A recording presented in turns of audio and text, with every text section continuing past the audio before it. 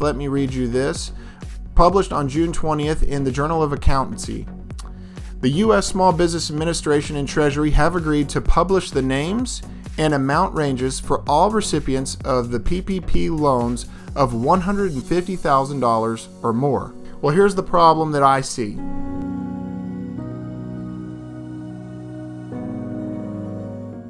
What's up, hard chargers, and welcome back to another episode of Hodgepodgepreneur with me, Kyle Miller. And on this episode, I hate to say I told you so, but I love it when I get to say I told you so. So if you didn't get a chance, go back and watch a video I did on the PPP loan and Dave Ramsey's point on not taking the PPP loan. And I provide some supporting evidence to back up what he talks about there. But in short, Dave Ramsey does not agree with getting in bed with the government for any reason whatsoever, because then the government gets to decide the terms, the conditions, the rules, and they can change it all on the drop of a hat. And that is exactly what is happening right now. So, published on June 20th, let me read you this. Published on June 20th in the Journal of Accountancy. The U.S. Small Business Administration and Treasury have agreed to publish the names and amount ranges for all recipients of the PPP loans of $150,000 or more. Now, that constitutes 75% from what I read in another article. That constitutes 75% of the loans taken. But they're going to publish the names and the addresses of these folks. And specifically, the SBA discloses the business names, addresses, North American Industry Classification System, NAICS codes, zip codes, business type, demographic, not-for-profit information, jobs supported, and loan amount ranges. And it breaks it down as follows. They think that they're actually giving people more anonymity by doing it in ranges. So instead of saying that Kyle Miller LLC took out a $155,000 loan, they're going to say Kyle Miller took out a loan between $150,000 and $350,000. And they think that that helps. Well, here's the problem that I see.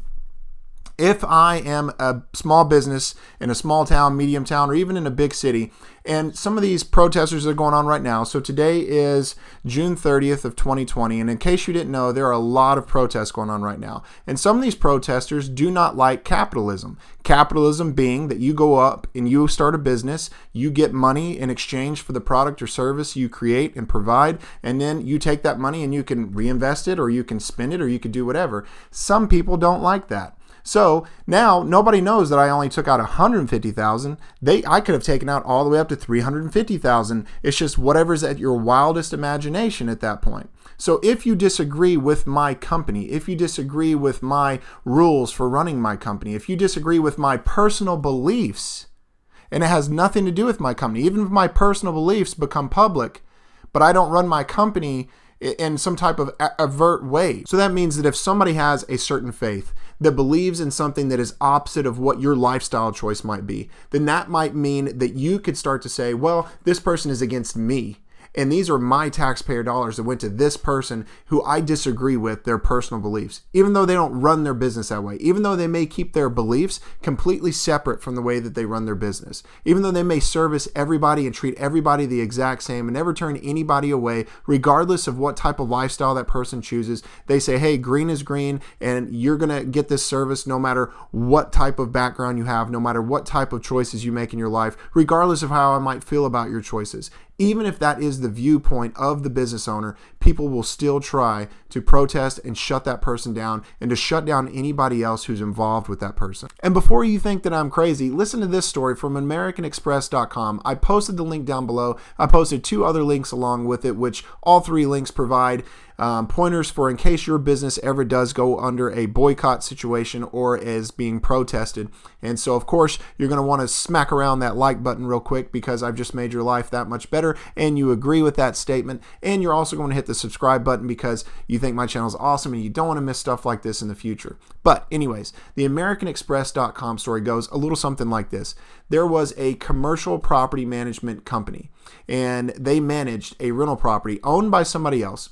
They rented out that commercial space to a grocery store. The grocery store sold typical stuff of any grocery store, which included meats, which is a dead animal. So an animal rights activist group came in and they decided they were going to destroy the property management company for contributing to the ability of the grocery store to be able to operate. You provided them a building. What they're doing is bad. Therefore, you are bad too. So they went online. They gave them 1 million dislikes on Facebook, and they gave them 1 million one-star reviews. I'm being facetious with the word million, but you get the point. They went online. They completely destroyed their online reputation, which is very big in just about any industry these days.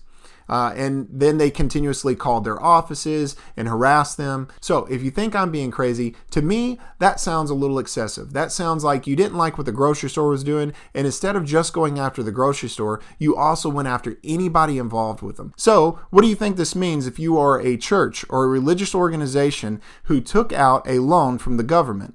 It means that this amount of money is going to be disclosed and it's going to be made public. Now that means that people will have the name, the address, the amount, and they can go out and they can protest you, or they could go out and they could try to bully other people into not using your product or service, or they could try to get you defunded, try to make that all come back. Who knows if there's a way to retroactively get this money back if it was forgiven. Maybe they say, well, hey, you shouldn't forgive this because we drastically disagree with the way that this person runs their business or the beliefs of this person.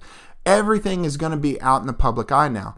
Now, you may be saying, well, then you shouldn't have taken the loan. Well, here's the thing. A lot of these businesses never needed the loan in the first place. The government came in and they shut everything down. They said clients can't come to see you. They can't come to buy your stuff. And you can't allow them in even if they wanted to. That's what was going on, right? If you're a restaurant, if you're a church, if you are someplace that requires people to physically come in, or that traditionally people physically came in the entire time.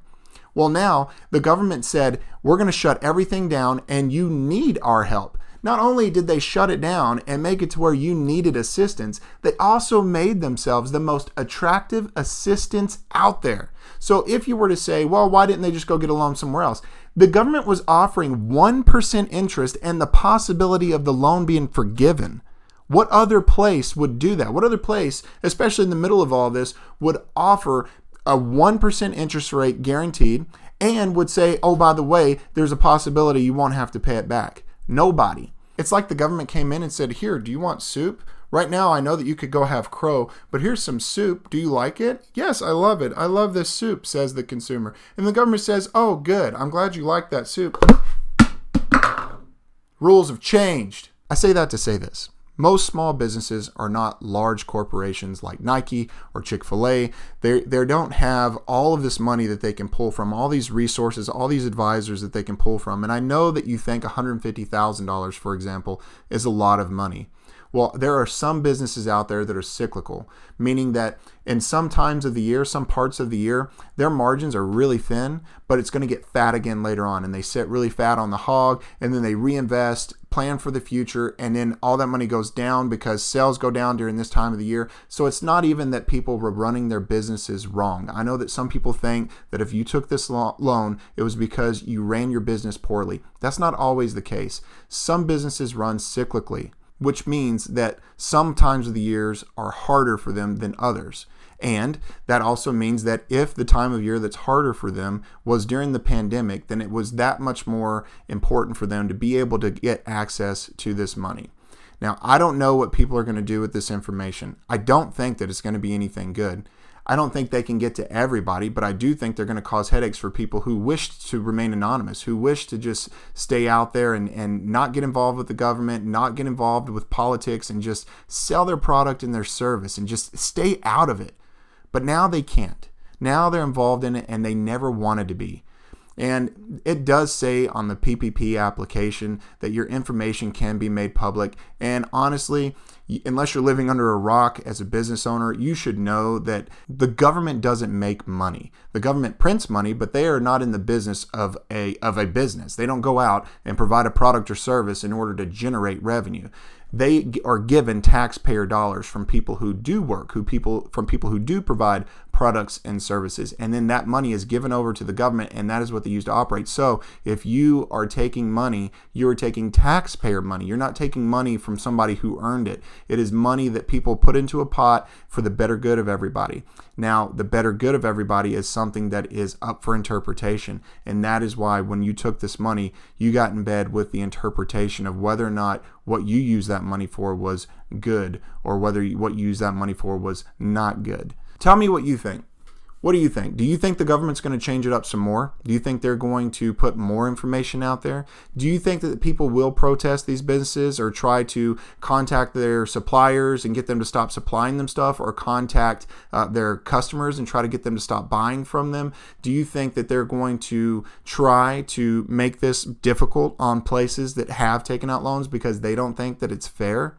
Or do you think everything's going to be just fine and that I'm just overreacting and there is nothing to worry about, and people understand in these situations that people needed help and this provided jobs and those jobs were necessary, and we're just all one big community? I hope you liked the video. I wanted to put it out there real quick because I know that this is one of those things that's rapidly evolving, and I know that there are certain things that aren't getting put out in the mainstream media. I don't believe that I've heard that on the mainstream media, but maybe it's not as important. Like I said, maybe I'm just overreacting. Let me know down below in the comments. And also don't forget to subscribe and hit the bell so you get the notifications and so you can catch this beautiful face every week.